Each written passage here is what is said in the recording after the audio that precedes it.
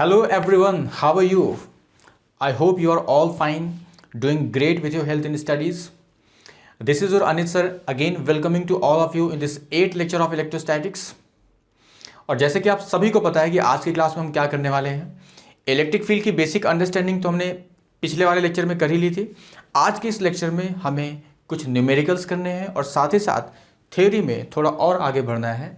बात करेंगे electric field due to point charge with complete theory and numericals. So चलिए आज का लेक्चर शुरू करते हैं।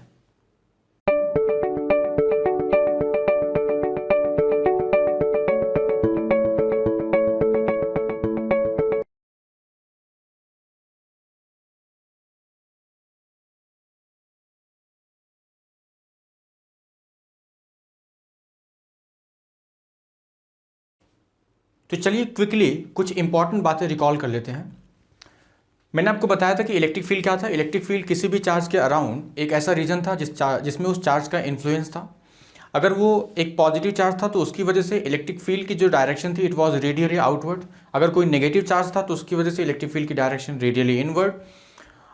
इलेक्ट्रिक फील्ड किसी दूसरे चार्ज पे फोर्स एक्सर्ट कर सकती है लेकिन खुद उसी चार्ज पे एक्सर्ट नहीं करेगी फोर्स जिसने खुद उसे प्रोड्यूस किया है। क्लियर।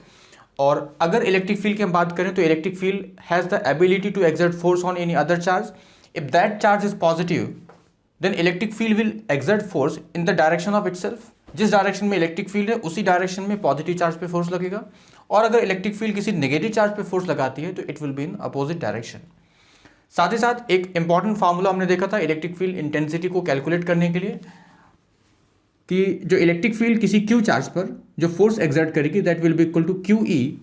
और यहाँ पे अगर आप फार्मूला वेक्टर फॉर्म में डील कर रहे हैं तो मैंने बताया था कि चार्ज को साइन के साथ पुट करेंगे तो यहाँ पे जो क्यू है it must be put with sign, must be put with sign. इसका मतलब सीधा है कि अगर पॉजिटिव है चार्ज है तो पॉजिटिव साइन, नेगेटिव चार्ज है तो नेगेटिव साइन। और अगर आप केवल मैग्नीट्यूड डील कर रहे हैं तो there is no need to put sign.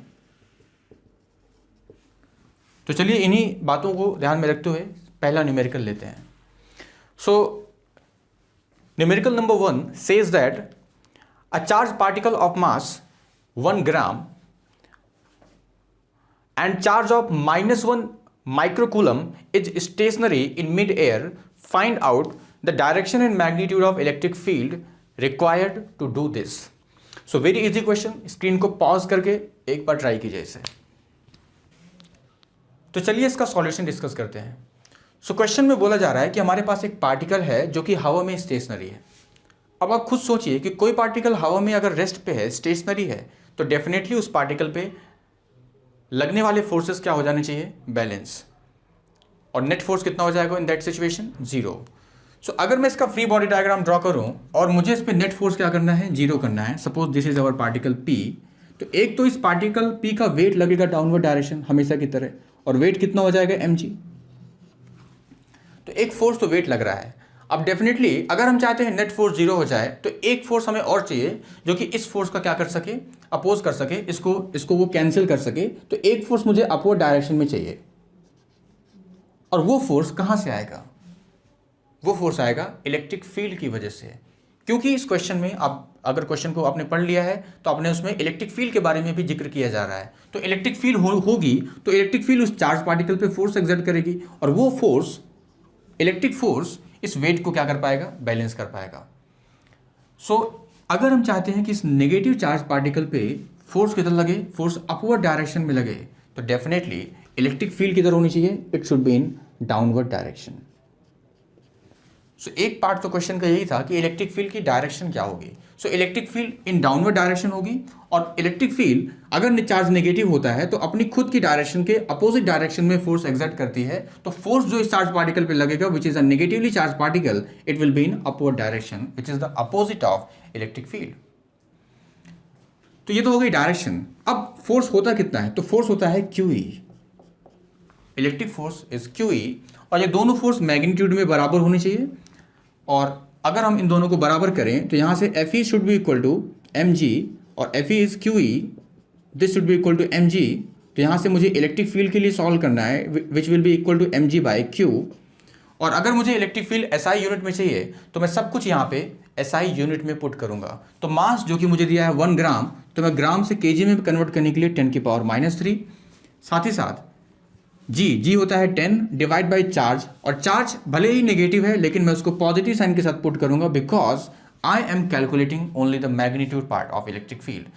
अगर इसको सॉल्व किया जाए 10⁻⁻6 ऊपर जाएगा 10⁻+7 में से 3 गए तो 10⁻⁴ न्यूटन पर कूलम।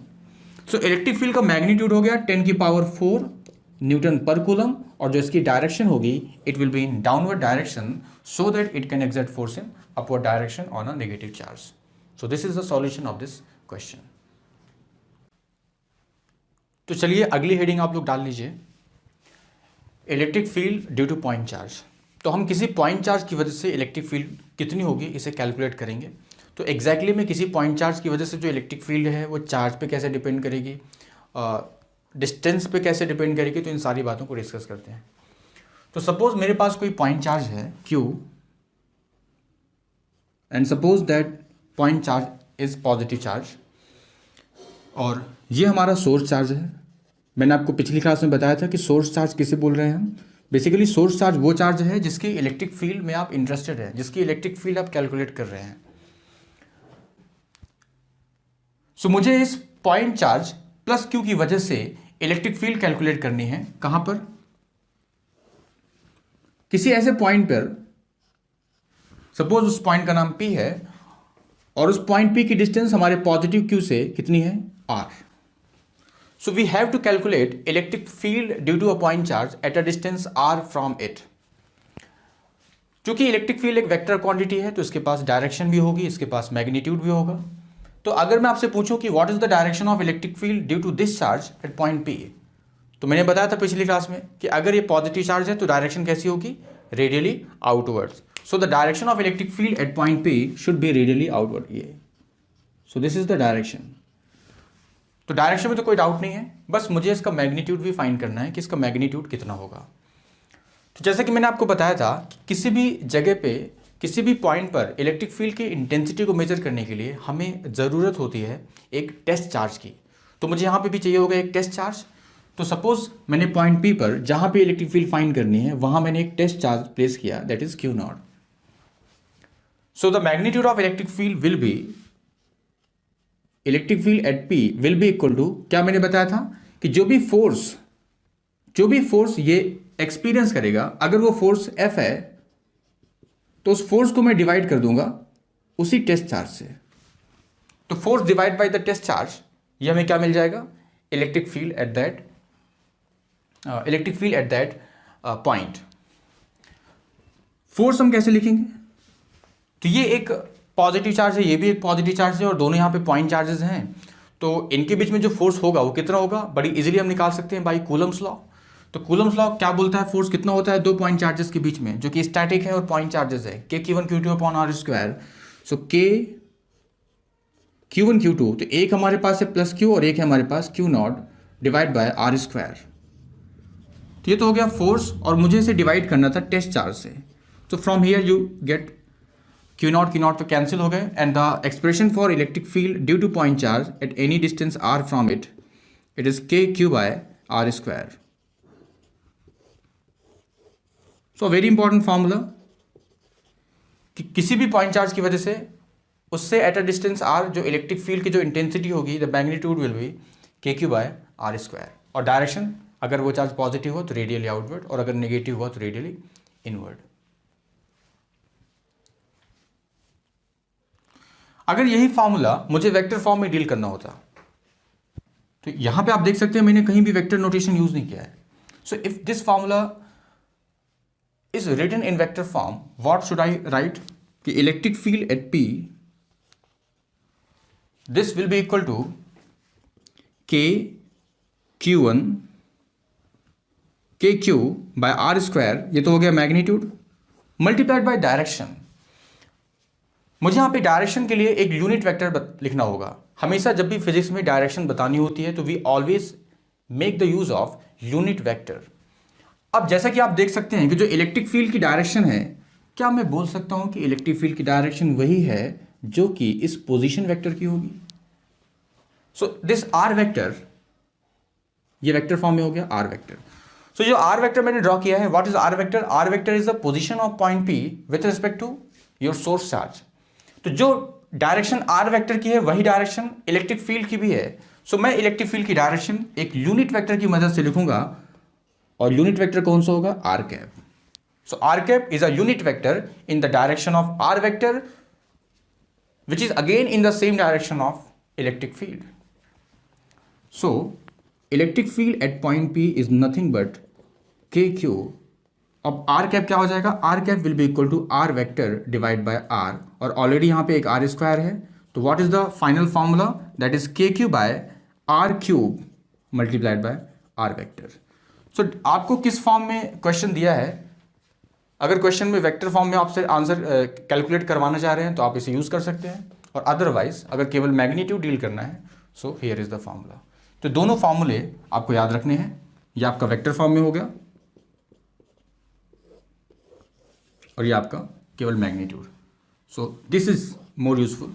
ज़्यादातर क्वेश्चन में आपको यूज़ करना पड़ेगा, लेकिन फिर भी इसे याद रखेंगे। एक बच्चे ने डाउट पूछा था कि सर कई बार बुक्स में उसने ऐसा लिखा पाया कि इलेक्ट्रिक फील्ड जो होती है it is force divide by test charge और limit test charge tending to zero. तो उसने पूछा सर हमने ये तो लिखा हुआ है force divide by test charge, लेकिन यहाँ पे जो limit Q naught tending to zero है इसका क्या मतलब है, इसे क्यों लिखना पड़ रहा है यहाँ पे? सो देखिए बेटा, हम लोग यहाँ पे बात कर रहे हैं इलेक्ट्रोस्टैटिक्स की, और इलेक्ट्रोस्टैटिक्स में चार्ज का स्टेशनरी होना ज़रूरी है।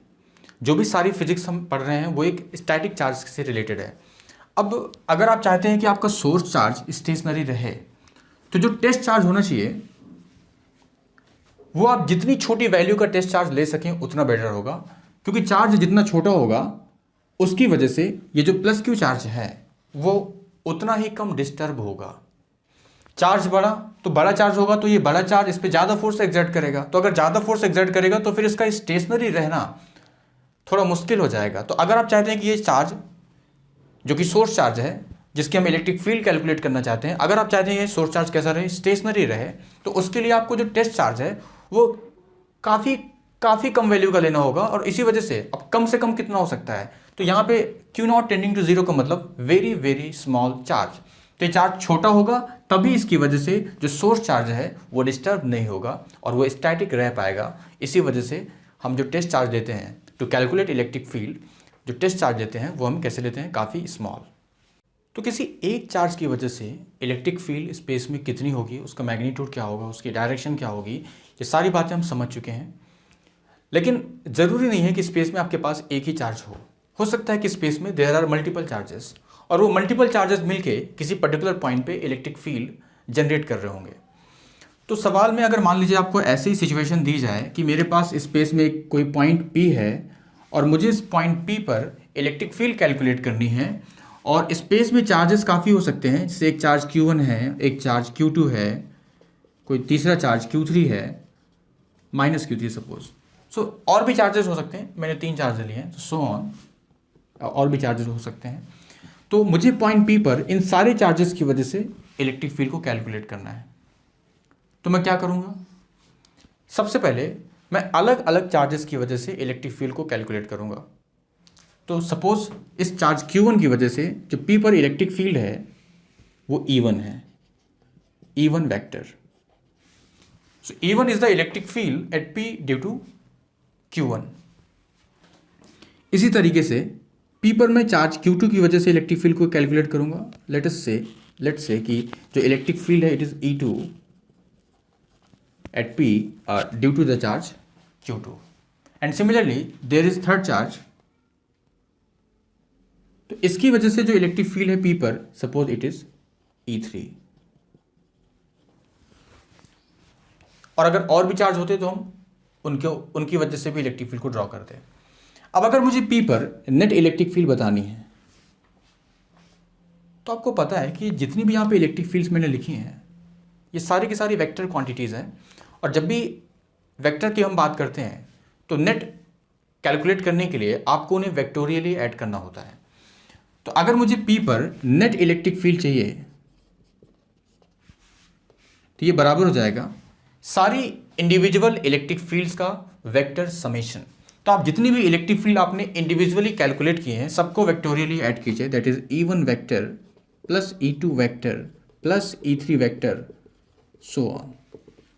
सो अगर आप इंडिविजुअल इलेक्ट्रिक फील्ड निकाल के उन सभी इलेक्ट्रिक फील्ड्स को वेक्टोरियली ऐड कर देंगे, so you will get net electric field, and this principle is called principle of superposition. So this is nothing but principle of superposition.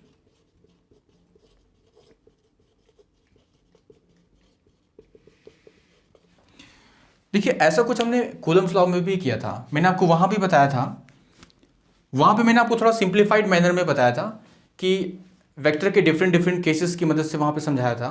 लेकिन आप ऐसे समझिए कि जैसा मैंने यहां पे बोला कुछ वैसा भी मैं वहां पे भी बोल सकता था कि अगर मेरे पास कोई एक चार्ज हो Q और इस चार्ज के सराउंडिंग में बहुत सारे चार्जेस हों Q1, Q2, Q3, और ये वाला चार्ज इस पे फोर्स लगा रहा है F1, ये वाला चार्ज इस पे फोर्स लगा रहा है F2, और सपोज ये जो तीसरा चार्ज है ये इस पे फोर्स लगा रहा है F3। So there are 3 charges and they are exerting force on charge Q। तो अगर मुझे इस चार्ज Q पे नेट फोर्स कैलकुलेट करना हो तो again force is also a vector quantity. जब भी कोई क्वांटिटी वेक्टर होगी तो आपको उसे वेक्टोरियली ऐड करना होगा। सो इस पे जो नेट फोर्स होगा, net force on charge Q, net force on charge Q क्या हो जाएगा, उसी तरीके से जैसा वहां बोला मैंने, F1 vector plus F2 vector plus F3 vector so on. तो जैसा वहाँ वैसा यहाँ सब कुछ वैसा ही सेम चलने वाला है। तो इसको बोलते हैं प्रिंसिपल ऑफ सुपरपोजिशन। तो याद रखेंगे कि जब भी ऐसा केसेस आ जाएगा कि देयर आर मल्टीपल चार्जेस तो आप सबकी वजह से पहले इंडिविजुअल फाइंड कर लीजिए और फिर बाद में उनको वेक्टोरियली ऐड कर दीजिए। Now let us take numerical 2। So numerical 2 says that the figure here shows a proton P and electron E on the X axis. तो इसके दो पार्ट हैं। ए पार्ट बोल रहा है कि what is the direction of the electric field due to the electron at point A and point B, and the B part is what is the direction of net electric field at point A and point B। So screen को pause करके इसके बारे में सोचें, ये भी काफ़ी easy question है, ट्राई करें। तो चलिए इस क्वेश्चन को डिस्कस करते हैं। इस क्वेश्चन के जो दो पार्ट हैं उसमें से जो पहला पार्ट है, पहले पार्ट में वो आपसे इलेक्ट्रिक फील्ड पूछ रहे हैं और वो electric field net electric field नहीं है, वो इलेक्ट्रिक फील्ड केवल और केवल हमारे इलेक्ट्रॉन की वजह से फील्ड पूछ रहे हैं वो कि ये जो इलेक्ट्रॉन है इसकी वजह से फील्ड की डायरेक्शन A पर क्या होगी और इस इलेक्ट्रॉन की वजह से B पर फील्ड की डायरेक्शन क्या होगी। तो इसके जो A पार्ट है, A पार्ट में वो प्रोटॉन के बारे में आपसे कोई चर्चा नहीं कर रहे हैं, केवल और केवल इलेक्ट्रॉन के बारे में बात कर रहे हैं। तो आपको पता है कि जो इलेक्ट्रॉन है, इलेक्ट्रॉन के पास चार्ज कैसा होगा। सो इलेक्ट्रॉन हैज़ नेगेटिव चार्ज। तो इलेक्ट्रॉन के पास अगर चार्ज नेगेटिव है तो मैंने आपको बताया था कि एक नेगेटिव चार्ज की वजह से जो इलेक्ट्रिक फील्ड की डायरेक्शन होती है वो होती है चार्ज की तरफ, रेडियली इनवर्ड। तो अगर मैं A पर इलेक्ट्रॉन की वजह से इलेक्ट्रिक फील्ड बताना चाहता हूं, सो the direction of electric field will be towards the electron, यानी दिस। सो A पर इलेक्ट्रिक फील्ड कैसी होगी, राइटवर्ड डायरेक्शन में, और B पर जो इलेक्ट्रिक फील्ड होगी इलेक्ट्रॉन की वजह से it will be in leftward direction. So this is the answer of first part, कि जो पहला पार्ट आपका है A पर डायरेक्शन क्या होगी, राइटवर्ड, B पर डायरेक्शन क्या होगी, लेफ्टवर्ड। इसका जो B पार्ट है, B पार्ट में आपसे बोल रहा है कि अब नेट इलेक्ट्रिक फील्ड की डायरेक्शन क्या होगी A और B पर। क्लियर। अब देखिए इलेक्ट्रिक फील्ड का जो फार्मूला हमारे पास है जो कि हमें उसका मैग्नीट्यूड देगा, इट इज KQ/R²। तो electric field depends directly on charge and it is inversely proportional to distance का स्क्वायर। तो अगर डिस्टेंस ज़्यादा होगी तो इलेक्ट्रिक फील्ड क्या हो जाएगी, कम। और आप अच्छी तरह से जानते हैं कि जो इलेक्ट्रॉन होता है, चार्ज ऑफ इलेक्ट्रॉन ये सेम हो जाएगा चार्ज ऑफ प्रोटॉन के, दोनों के पास चार्ज मैग्नीट्यूड वाइज कितना होगा, E। तो दोनों के पास चार्ज मैग्नीट्यूड वाइज सेम होने की वजह से चार्ज का फैक्टर तो दोनों के लिए सेम है। अब जिसकी डिस्टेंस कम होगी उसकी इलेक्ट्रिक फील्ड ज़्यादा हो जाएगी। तो आप देख सकते हैं कि चाहे वो पॉइंट A हो चाहे वो पॉइंट B हो, दोनों ही पॉइंट्स इलेक्ट्रॉन के नज़दीक हैं। तो अगर दोनों पॉइंट इलेक्ट्रॉन के नज़दीक होंगे तो मैं कह सकता हूं कि इलेक्ट्रॉन की इलेक्ट्रिक फील्ड ज़्यादा होगी इन दोनों पॉइंट्स पे as compare to electric field created by proton. तो electric field electron, electric field proton, इन दोनों में ज़्यादा है इलेक्ट्रिक फील्ड इलेक्ट्रॉन, तो जो डोमिनेटिंग इलेक्ट्रिक फील्ड होगी वो किसकी होगी? इलेक्ट्रॉन की होगी। सो मैं कह सकता हूं कि अगर मैं ए की बात करूं तो ए पर जो इलेक्ट्रिक फील्ड होगी, नेट इलेक्ट्रिक फील्ड, तो ये तो हो गई electric field due to electron. और प्रोटॉन कैसा है? Proton is a positively charge particle, तो पॉजिटिवली चार्ज है, इस वजह से इसकी वजह से जो इलेक्ट्रिक फील्ड होगी it will be away from the charge, that will be in radially outward. So here is a electric field due to proton.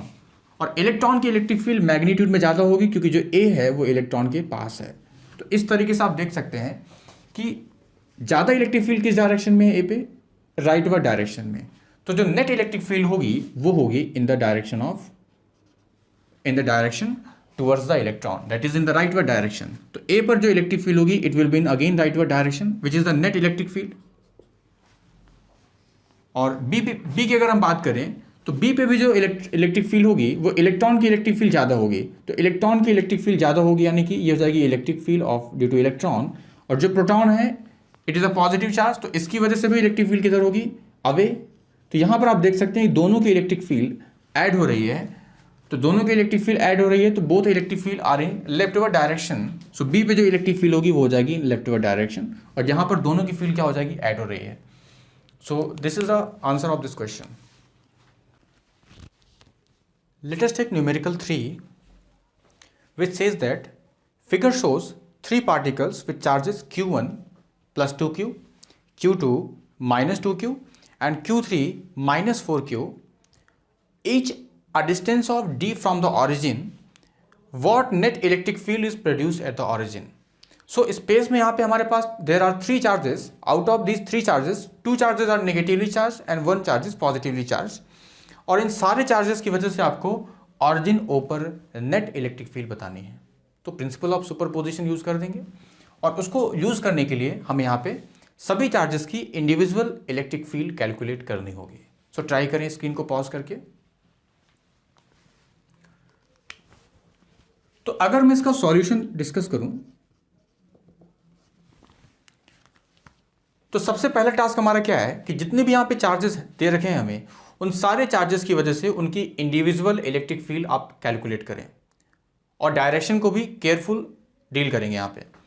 तो अगर मैं सबसे पहले चार्ज Q1 की बात करूँ which is a positively charge, तो इस Q1 की वजह से जो ऑरिजिन पे इलेक्ट्रिक फील्ड होगी, तो अब चार्ज कैसा है यहाँ पे? पॉजिटिवली चार्ज है, तो डायरेक्शन कैसी होगी? Radially outward. तो Q1 की वजह से ऑरिजिन पे इलेक्ट्रिक फील्ड की डायरेक्शन होगी रेडियली आउटवर्ड। तो this is the direction of electric field at origin due to charge Q1। रही बात मैग्नीट्यूड की, तो मैग्नीट्यूड के लिए पॉइंट चार्ज की वजह से फॉर्मूला हमारे पास क्या रहेगा? KQ/R²। ये फॉर्मूला बार बार यूज करेंगे पॉइंट चार्जेस की इलेक्ट्रिक फील्ड के मैग्नीट्यूड को लिखने के लिए। तो अगर मैं E1 की बात करूं तो E1 कितना हो जाएगा हमारे पास? K, और चार्ज कितना है? 2Q डिवाइड बाय डिस्टेंस कितनी है ऑरिजिन से? D²। क्लियर? तो ये हमारे पास हो गया 2KQ/D²। So this is the electric field due to Q1 at origin. Similarly अगर मैं बात करूं चार्ज Q2 की, तो चार्ज Q2 एक नेगेटिव चार्ज है, और नेगेटिव चार्ज की वजह से इलेक्ट्रिक फील्ड की जो डायरेक्शन होती है वो हमेशा उसकी तरफ होती है, रेडियली इनवर्ड। तो जो E2 होगा उसकी डायरेक्शन भी कैसी होगी? Towards the charge. और अगर आप गौर से देखें Q1 और Q2 दोनों का जो चार्ज का जो मैग्नीट्यूड है, चार्ज की जो स्ट्रेंथ है वो सेम है, 2Q although their nature is opposite. तो अगर चार्ज स्ट्रेंथ वाइज सेम है, चार्ज की डिस्टेंस भी ऑरिजिन से सेम है, तो मैं कह सकता हूं कि दोनों की जो इलेक्ट्रिक फील्ड होगी उसका जो मैग्नीट्यूड होगा वो सेम होगा। तो अगर मैं यहाँ पे E2 कैलकुलेट करूं तो उसका मैग्नीट्यूड भी E1 के बराबर आ जाएगा, और ये भी कितना हो जाएगा? K2Q/D², यानी सिंपली 2KQ/D²। तो आपने दोनों की क्या लिख ली? इलेक्ट्रिक फील्ड के मैग्नीट्यूड। अब बचता है हमारे पास तीसरा चार्ज Q3। तो Q3 जो है उसकी जो चार्ज स्ट्रेंथ है वो ज़्यादा है, और वो चार्ज भी नेगेटिव है। नेगेटिव होने की वजह से जो Q3 की इलेक्ट्रिक फील्ड होगी it will be directed towards Q3 and this electric field E3। तो E3 का अगर मैं मैग्नीट्यूड लिखूं तो E3 का जो मैग्नीट्यूड होगा वो कितना हो जाएगा आपके पास? K, और चूंकि मैग्नीट्यूड लिख रहे हैं तो चार्ज को विदाउट साइन पुट किया, डिवाइड बाय D², तो इट इज़ 4KQ/D²। तो प्रिंसिपल ऑफ सुपरपोजिशन यूज करने के लिए आपने पहले सबकी इलेक्ट्रिक फील्ड को इंडिविजुअली अलग अलग कैलकुलेट कर लिया। अब बात आती है इनको वेक्टोरियली डील करने की। तो अगर आप गौर से देखें, both E1 and E2 are in same direction, so if these two are in same direction तो their magnitude will add up, दोनों ऐड हो जाएंगे मैग्नीट्यूड में। सो यहाँ पे अगर मैं इसको, ये जो सिचुएशन यहाँ पे जो डायग्राम में मैं दिखा रहा हूँ, अगर मैं इसको थोड़ा यहाँ ड्रॉ करूँ तो क्या मुझे मिलेगा कि जो ऑरिजिन है, these two fields are getting add up, तो इनको मैं ऐड कर दूंगा तो क्या मिल जाएगी आपके पास E1 प्लस E2। और अगर मैं E1 E2 को ऐड करूंगा तो कितना हो जाएगा, देखो 2k³ by d square, 2k³ by d square, तो it will be equal to 4k³ by d square. एक तो इलेक्ट्रिक फील्ड हमारे पास ये हो गई, net electric field E1 E2 का, और जो दूसरी इलेक्ट्रिक फील्ड है वो हमारे पास है E3, और वो भी कितना है 4k³ बाय डी स्क्वायर। और अगर आप एंगल की बात करें 30 डिग्री 30 डिग्री, तो टोटल एंगल कितना हो जाएगा हमारे पास 60 डिग्री। तो एक बहुत ही सिंपल केस में कन्वर्ट हो चुका है। कैसा केस कि एक वेक्टर हमारे पास ए वेक्टर है, एक वेक्टर बी वेक्टर है, और इनके बीच का एंगल कितना है 60 डिग्री, और इसे ऐड कर दीजिए।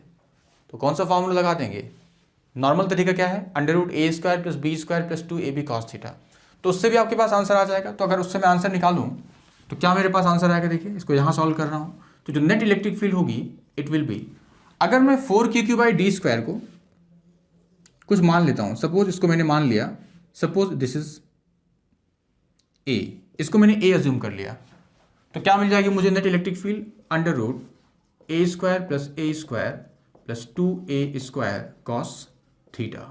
तो यहां से कितना मिल गया cos थीटा कितना है यहाँ पे 60 डिग्री, तो cos 60 इज 1/2, तो ये आपके पास 1/2 हो जाएगा, दिस विल बी 1/2, 2 कैंसिल हो गया, 3a² का अंडर रूट कितना आ गया √3 है, और ए आपने अज्यूम किया है 4k³ बाई डी स्क्वायर को, तो जो नेट इलेक्ट्रिक फील्ड मुझे मिल रही है इस क्वेश्चन की, it is √3 times 4k³ by d square. So this is the answer of this question.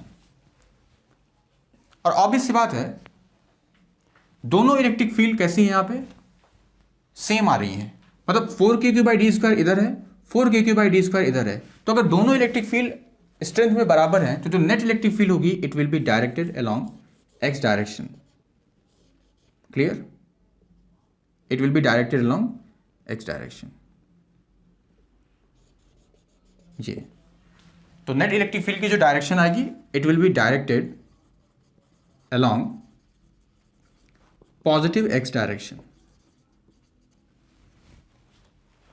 तो एक तो हमने ये वाला पार्ट किया, एक तो ये हो गया आपके पास सिंपल तरीका मेथड 1।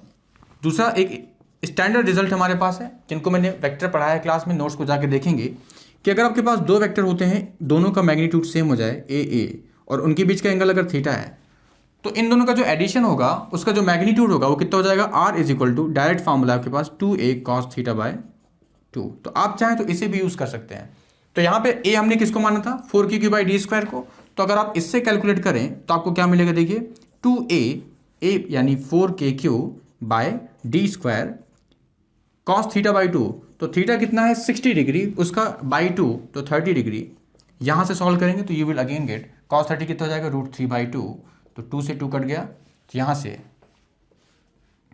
वही आंसर आ रहा है कि 4√3k³ बाय डी स्क्वायर। तो the same answer you will get. So vector ही सब कुछ है, फिजिक्स की राय कितनी आसान होगी ये वेक्टर ही डिसाइड करेगा। सो वेक्टर को हो सके जिन्होंने नहीं रिवाइज किया है या जिनके कॉन्सेप्ट थोड़ा वीक हैं, वेक्टर को रिवाइज कीजिए, आपको डेफिनेटली काफ़ी मदद मिलेगी फिजिक्स को समझने में, and you will definitely enjoy all the chapters that will come your way.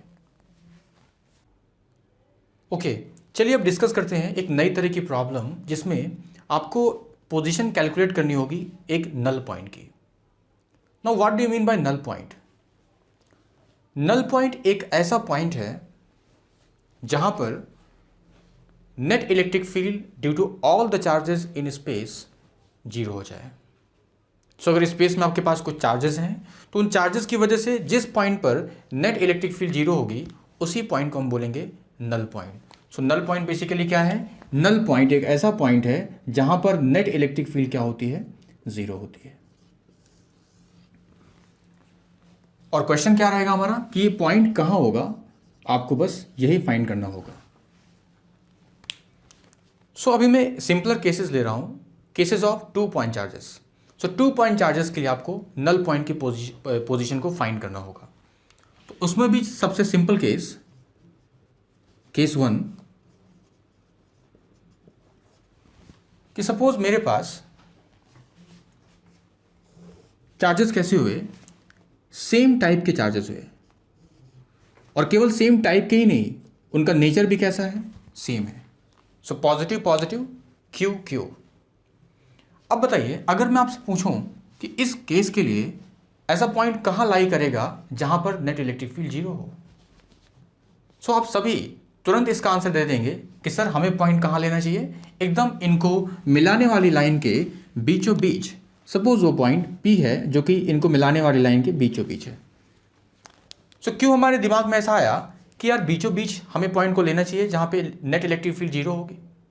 तो अगर मैं इसको थोड़ा सा समझाने की कोशिश करूं तो P पर अगर मैं इस चार्ज की बात करूं, suppose this charge is charge 1 and this charge is your charge 2। So this is charge 1 and this is charge 2।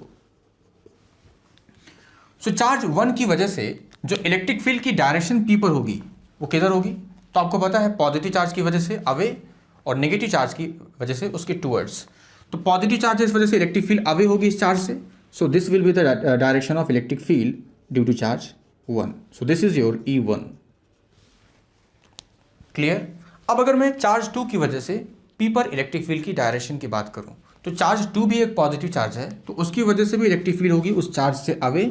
इसका मतलब जो 2 की इलेक्ट्रिक फील्ड होगी वो होगी इस डायरेक्शन में।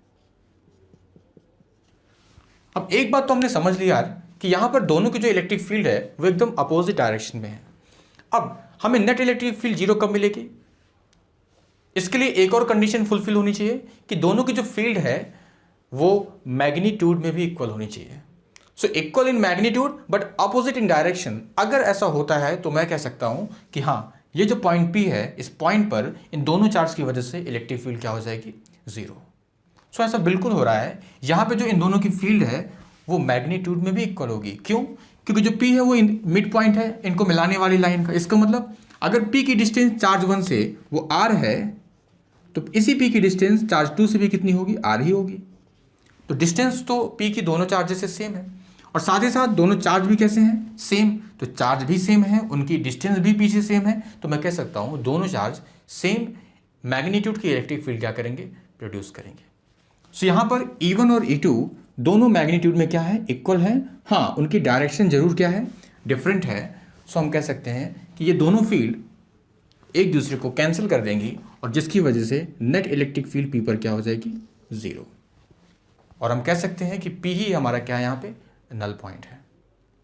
क्लियर। अगर मैं दूसरा केस लूँ इसका, कि अगर दोनों चार्ज हमारे पास कैसे हो जाएं, नेगेटिव नेगेटिव। सो अगर दोनों चार्ज नेगेटिव है तो भी मैं कह सकता हूं कि जो नल पॉइंट होगा वो कहां होगा, इनको मिलाने वाली लाइन के बीचों बीच।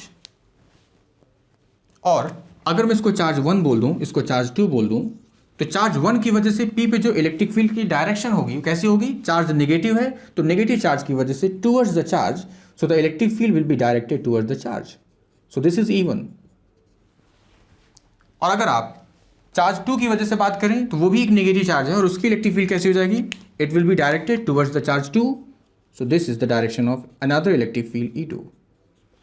और फिर से सेम लॉजिक कि जो पॉइंट P है, चूंकि वो इनके मिलाने वाली लाइन के मिड पॉइंट पर है, तो P की डिस्टेंस इन दोनों चार्ज से क्या हो जाएगी, सेम हो जाएगी। तो डिस्टेंस सेम होने की वजह से हम कह सकते हैं, और चार्जेस भी यहाँ पे सेम मैग्नीट्यूड के हैं, तो electric field E1 and E2 they will be equal in again magnitude. तो मैग्नीट्यूड में इक्वल लेकिन डायरेक्शन में अपोजिट। तो फिर से ये इलेक्ट्रिक फील्ड E1 इस E2 को पूरी तरह से कैंसिल कर देगी, and the net electric field will again be 0। So ये बहुत ही सिंपल केस है, जब हमारे पास दोनों चार्जेस सेम टाइप के थे और दोनों का मैग्नीट्यूड भी कैसा था, सेम था। तो एक बात तो कंफर्म है कि अगर चार्जेस सेम नेचर के हुए, सेम मैग्नीट्यूड के हुए, so the null point will be exactly lie in the midway between the two charges. उन दोनों चार्जेस को मिलाने वाली लाइन के एकदम बीचों बीच नल पॉइंट होगा। लेकिन ज़रूरी नहीं है कि केस इतना सिंपल हो सकता है कि वो आपको केस कैसा दें। तो दूसरा केस मैं कंसीडर कर रहा हूँ यहाँ पे, केस 2। तो केस 2 में मैं क्या कर रहा हूँ, चार्जेस सेम टाइप के ले रहा हूँ। तो एक हमारे पास चार्ज है +Q1 और दूसरा चार्ज हमारे पास है प्लस Q2। और मेरा ये कहना है कि जो Q1 है, Q1 is bigger than Q2।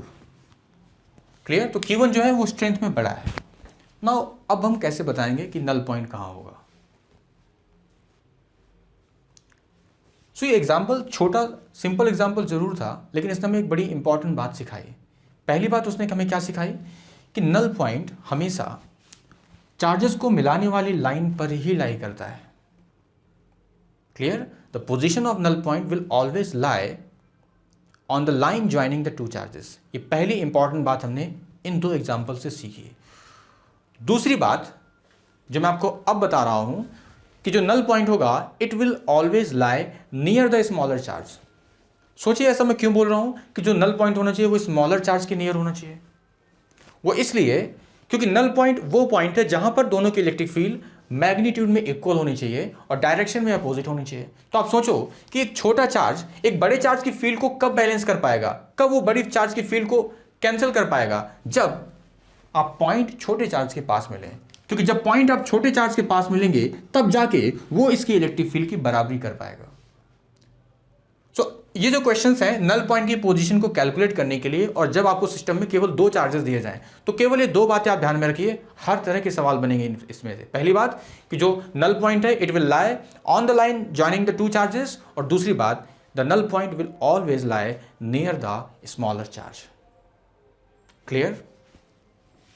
चलिए, तो इसका मतलब ये हुआ कि अगर इस केस में हमारा Q2 स्मॉलर चार्ज है तो नल पॉइंट या तो Q2 के लेफ्ट में होगा या वो Q2 के राइट में होगा। तो आप क्या कीजिए, इस लाइन को जो कि चार्जेस को ज्वाइन कर रही है थोड़ा सा इसे एक्सटेंड कर लीजिए, और मैं दूसरा पॉइंट B यहां पे कंसीडर कर रहा हूं। अब या तो A पर नेट इलेक्ट्रिक फील्ड 0 होने वाली होगी या तो B पर होगी, और ये मुझे फाइंड करना है। ऑल्दो हमने दोनों पॉइंट्स को Q2 के यानी स्मॉलर चार्ज के पास में लिया है। अब अगर मैं A पर बात करूं तो A पर Q1 की वजह से इलेक्ट्रिक फील्ड की डायरेक्शन क्या होगी बताइए? तो Q1 की वजह से A पर इलेक्ट्रिक फील्ड की डायरेक्शन होगी, Q1 एक पॉजिटिव चार्ज है तो it will directed away from the charge, so this is the direction of electric field due to this charge Q1 at the position A। Similarly अगर मैं Q2 की वजह से A पर इलेक्ट्रिक फील्ड की direction आपसे पूछूं तो आप बोलोगे सर ये पॉजिटिव चार्ज है, इसकी वजह से रेडियली आउटवर्ड, चार्ज से अवे, तो इलेक्ट्रिक फील्ड कैसे हो जाएगी? इधर हो जाएगी। सो आपको क्लियरली यहां दिख रहा है कि दोनों फील्ड कैसी हैं? डायरेक्शन में अपोजिट हैं और मैग्नीट्यूड में भी बराबर हो जाएंगी। अगर पॉइंट आपने किसके नज़दीक लिया है? स्मॉलर चार्ज के। सो कह सकता हूं कि यहां पर अगेन हमें नेट इलेक्ट्रिक फील्ड क्या मिल रही है? 0 मिल रही है। तो यहां पे नेट इलेक्ट्रिक फील्ड 0 हो जाएगी, E1 E2 एक दूसरे को कैंसिल कर देंगे। इसका मतलब A ही हमारा क्या है? एक नल पॉइंट है। जबकि अगर मैं B की बात करूं जो कि हमारी दूसरी पॉसिबिलिटी थी, B पर इन दोनों चार्जेस की वजह से इलेक्ट्रिक फील्ड की डायरेक्शन कैसी होगी? इन दिस डायरेक्शन, अवे, दोनों चार्जेस से अवे। सो यहां पर देखिए field are not in opposite direction, so यहां पर हम कह सकते हैं net electric field at B will not be equal to 0 and therefore B is not the null point. Clear? तो ये हमारा केस 2 हो गया जिसमें चार्जेस तो सेम टाइप के थे लेकिन मैग्नीट्यूड में डिफरेंट थे, और जिसकी वजह से हमने उसको थोड़ा सा इस तरीके से डील किया। आई होप आपको ये समझ में आ गया होगा कैसे मैंने इसको डील किया है। और तीसरा केस क्या हो सकता है? केस 3 जिसमें हमारे पास अगेन दो चार्जेस हैं। एक चार्ज हमारे पास प्लस Q1 है और दूसरा चार्ज हमारे पास माइनस Q2 है। अब यहां पर क्या है? चार्जेस का नेचर अपोजिट है और चार्जेस स्ट्रेंथ वाइज भी अलग अलग हैं। मैं अगेन बोल रहा हूं Q1 ज़्यादा है किससे? Q2 से, मॉड। क्लियर? अब अगेन अगर मुझे नल पॉइंट की पोजीशन को लोकेट करना हुआ तो मैं फिर से बोलूंगा मेरे पास स्मॉलर चार्ज कौन सा है? Q2 है। तो Q2 is our smaller charge, तो जो नल पॉइंट होगा या तो वो Q2 के नज़दीक होगा और किस तरफ होगा? ऑन द लेफ्ट साइड, या वो Q2 के राइट साइड होगा। क्लियर? तो ये हो गया हमारे दो पॉसिबिलिटीज़। अब वही चेक कीजिए कि किस जगह पर दोनों की फील्ड अपोजिट डायरेक्शन में है। जिन पॉइंट्स पे दोनों की फील्ड अपोजिट डायरेक्शन में होगी वही पोजीशन किसकी होगी? नल पॉइंट की। तो अगर मैं A की बात करूं तो A पर इस पॉजिटिव चार्ज Q1 की वजह से जो इलेक्ट्रिक फील्ड की डायरेक्शन होगी it will be like this, this is E1। और चार्ज 2 की वजह से which is a negative charge, इसकी वजह से भी इलेक्ट्रिक फील्ड की डायरेक्शन कैसी होगी? टूवर्ड्स द चार्ज, तो दोनों की वजह से जो इलेक्ट्रिक फील्ड की डायरेक्शन है आप देख सकते हैं it is in rightward direction. तो अपोजिट डायरेक्शन में ना होने की वजह से हम कह सकते हैं कि इस बार ए पर इलेक्ट्रिक फील्ड जीरो नहीं होगी, तो A is not the null point. वहीं अगर आप बी की बात करें तो बी पर इस चार्ज Q1 की वजह से इलेक्ट्रिक फील्ड की डायरेक्शन होगी इन दिस डायरेक्शन, और सेम पॉइंट बी पर इस नेगेटिव चार्ज की वजह से, नेगेटिव चार्ज है तो इलेक्ट्रिक फील्ड की डायरेक्शन टूवर्ड्स द चार्ज, तो जो E2 होगी it will be directed towards Q2। सो यहाँ पे देखिए पॉसिबिलिटी बन रही है कि इलेक्ट्रिक फील्ड E1 और E2 एक दूसरे को कैंसिल कर दें, इस वजह से मैं कह सकता हूँ कि इलेक्ट्रिक फील्ड एट बी क्या हो जाएगी, जीरो। इसका मतलब बी ही क्या है आपका नल पॉइंट। सो तीन केसेस ही आपको देखने पड़ेंगे, और अगर दो बातें आपने ध्यान में रखी तो बड़ी इजीली क्वेश्चन बन जाएंगे। क्लियर? सो इसे नोट करें और let us take some questions to clear the concept. So numerical 4 says that for the figure shown find the point from the smaller charge where the net electric field will be zero। सो इस question में आपको बताना है कि किस point पर electric field zero होगी, और जो डिस्टेंस आपको बतानी है उस पॉइंट की it is from the smaller charge. So screen को पॉज करके ट्राई कीजिए, काफ़ी इजी क्वेश्चन है।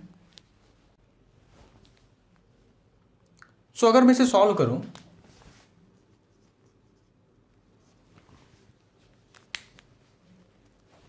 सो जो बातें मैंने आपको अभी थोड़ी देर पहले बताई थी उनको ध्यान में रखते हुए इस क्वेश्चन को करिए। सो पहली बात तो जो नल पॉइंट होगा वो इनको मिलाने वाली लाइन पर ही लाई करेगा। सो मैं इस लाइन को थोड़ा एक्सटेंड कर लूँ,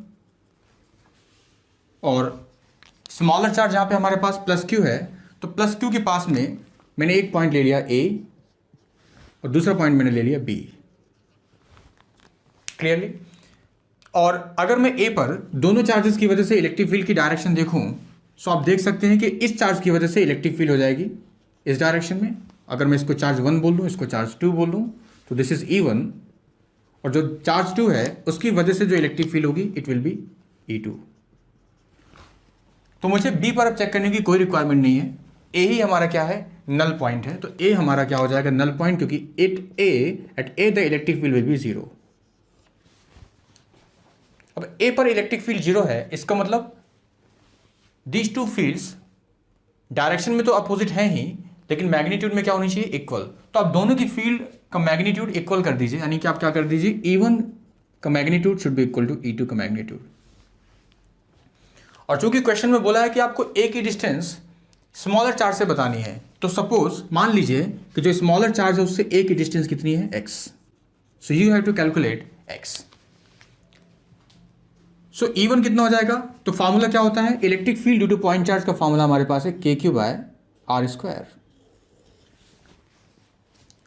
So E1 is KQ divided by distance of that point A from Q is x, so KQ/x²। This should be equal to E2। E2 किसकी वजह से है, इस चार्ज 4Q की वजह से, तो इसकी वजह से हो जाएगी K4Q divide by point A की distance from this charge 4Q, तो वो कितनी हो जाएगी, टोटल डिस्टेंस 6A है। तो अगर टोटल डिस्टेंस 6A है तो मैं कह सकता हूँ कि ये जो डिस्टेंस होगी it will B 6A minus x, तो डिवाइड बाय R², और R यहाँ पे कितना हो जाएगा इसके लिए 6A माइनस x का स्क्वायर। अब जो कैंसिल हो रहे हैं उसको कैंसिल कीजिए, तो KQ कैंसिल हो गया, and I advise you to take square root on both sides. Clear? तो अगर मैं दोनों तरफ स्क्वायर रूट लूँ तो what I will get 1/x is equal to 4 का स्क्वायर रूट 2 हो जाएगा, 2 divide by 6A minus x, and now cross multiply this two. So after cross multiplying you will get 6A minus x is equal to 2x। इसका मतलब 6A is equal to 3x, which means that x is equal to 2A। तो इसका मतलब जो A की distance होगी वो smaller charge से कितनी होगी 2A।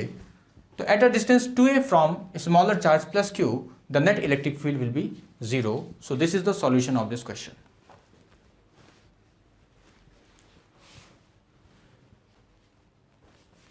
Okay, let us take numerical 5, which says that for the figure shown, find the point from the smaller charge where the net electric field will B 0। सो अब की बार आपको जो चार्जेस दिए हैं वो कैसे दिए हैं, अपोजिट नेचर के चार्जेस दिए हैं, और आपको बताना है कि अगेन नल पॉइंट कहाँ होगा, from smaller charge. So screen को पॉज करें, इस बार सभी का आंसर आना चाहिए।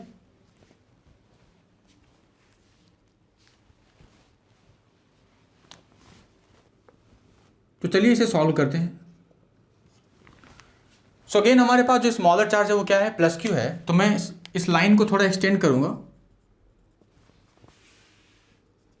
और मैं कह सकता हूं कि जो नल पॉइंट होना चाहिए वो हमारे स्मॉलर चार्ज के नियर होना चाहिए। तो या तो वो यहां पर हो सकता है या वो यहां पर हो सकता है।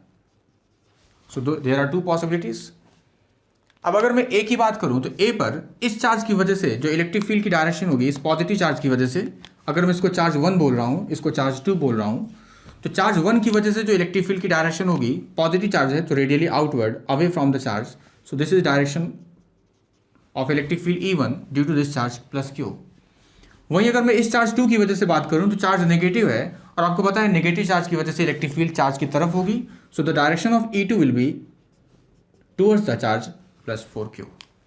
सो जैसे कि आप देख पा रहे हैं कि ए पर दोनों की फील्ड कैसी है, अपोजिट डायरेक्शन में है। इसका मतलब यहाँ पे ये दोनों फील्ड एक दूसरे को कैंसिल कर पाएंगी, और जिसकी वजह से नेट इलेक्ट्रिक फील्ड ए पर कितनी हो जाएगी, 0। तो ए ही हमारा क्या है, नल पॉइंट है। क्लियर। और मुझे इसकी डिस्टेंस बतानी है स्मॉलर चार्ज प्लस क्यू से। तो अगेन आप अज्यूम कर लीजिए कि the distance of A from this smaller charge is x। सो मैंने ये डिस्टेंस x अज्यूम कर ली। तो ए की डिस्टेंस इस चार्ज -4Q से कितनी होगी, तो ऑब्वियस सी बात है ये डिस्टेंस 6 से है, तो the distance of A from the charge -4Q will be 6a plus x।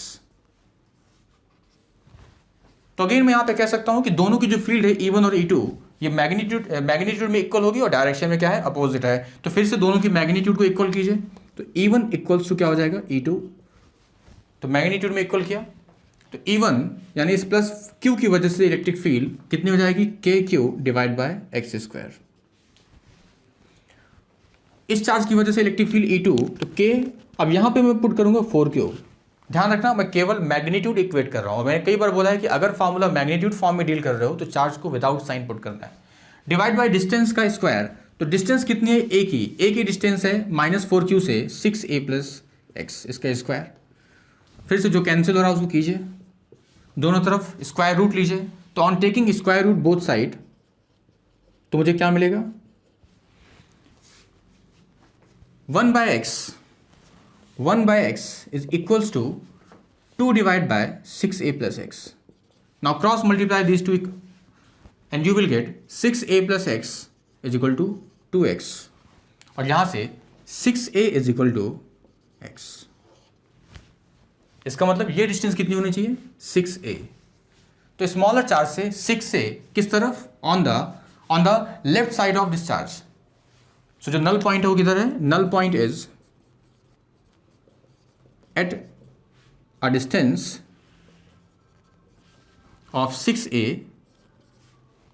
from plus q on the left of it। तो q के लेफ्ट में 6 है, और जो आपका बड़ा चार्ज है उससे कितना हो जाएगा, उससे at a distance 12a on the left of it. So इस तरीके से हमने न्यूमेरिकल 5 को सॉल्व किया। तो इस तरह के क्वेश्चन आप इजीली कर पाएंगे अगर आपके सामने आते हैं। Let us take one more numerical. So numerical 6 says that a charge Q equals to -1 microcoulomb is placed at the point 1, 2, 4 and find the electric field at P, जिसके कोऑर्डिनेट्स आपको दिए हैं 0, 4, 6, और आपको आंसर वेक्टर नोटेशन में देना है। So the question is very easy, और हमने आपको बताया था कि अगर आपको इलेक्ट्रिक फील्ड वेक्टर फॉर्म में डील करना हो तो जो फॉर्मूला हमारे पास है it is KQ divide by RQ multiplied by R vector. तो ये फॉर्मूला जब मैंने आपको बताया था लेक्चर नंबर 7 में, तो आप उस लेक्चर को देख सकते हैं, मैंने वहाँ पे डिस्कस किया हुआ है। So electric field vector form में निकालने के लिए आपको R वेक्टर चाहिए और साथ ही साथ R वेक्टर का मैग्नीट्यूड भी चाहिए। सो व्हाट इज R वेक्टर? तो अगर आपको ध्यान से उस लेक्चर को अगर आप देखें तो आपको पता चलेगा R vector is nothing but the position vector of P with respect to source charge. तो सोर्स चार्ज की वजह से जिस पॉइंट पर आपको इलेक्ट्रिक फील्ड बतानी है उस पॉइंट का position vector. So this is your R vector. तो आर वेक्टर क्या हो जाएगा, तो डिस्क्रिप्शन बॉक्स में मैंने एक लिंक दी हुई है, उसमें मैं आपको बताऊंगा कि किस तरीके से पोजीशन वेक्टर को कैलकुलेट करते हैं, तो आप लोग उसे देख सकते हैं जिनको नहीं पता हो।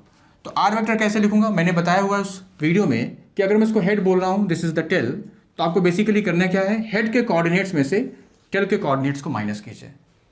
तो हेड के कोऑर्डिनेट्स में से टेल के कोऑर्डिनेट्स को माइनस करना है, और अगर एक्स कोऑर्डिनेट माइनस करेंगे तो i cap, y coordinate minus करेंगे j cap, z coordinate minus करेंगे k cap. So what is the r vector, तो are vector is nothing but head minus tail, तो 0 - 1, तो 0 - 1 i cap, 4 - 2 j cap, and 6 - 4 के cap. तो यहां से आपको क्या मिल गया, R vector, R vector is equal to minus i cap plus 2 j cap and plus 2 k cap. और अगर मैं इसका मैग्नीट्यूड फाइंड करूं तो इट इज अंडर रूट -1 का स्क्वायर प्लस 2 का स्क्वायर प्लस 2 का square which is under root 9 which is 3।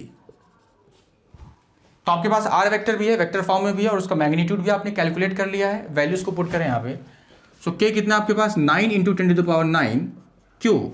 जब भी फॉर्मूला वेक्टर फॉर्म में डील करते हैं, charge has to be put with sign, तो क्यू हमारे पास कितना है -1 माइक्रोकूलम, तो -1 और माइक्रो के लिए 10⁻⁶ डिवाइड बाय आर क्यूब, तो आर क्यूब मतलब 3 का क्यूब इंटू आर वेक्टर, और आर वेक्टर हमारे पास कितना है, it is -i cap plus 2j cap plus 2k cap. अब इसको सिंप्लीफाई कर लीजिए, तो ये हो जाएगा आपके पास, यहाँ 3 शेष रह जाएगा, तो 1/3 10⁻⁻6 और 10⁻+9, तो 10⁻+3 और माइनस बाहर है, और -i cap plus 2j cap plus 2k cap newton per coulomb, जिसे आप ऐसे भी ले सकते हैं, इट इज़ 1/3 × 10³ और i cap minus 2j cap minus 2k cap newton per coulomb. So this is the answer in vector notation. तो I hope आपको ये क्वेश्चन समझ में आया होगा।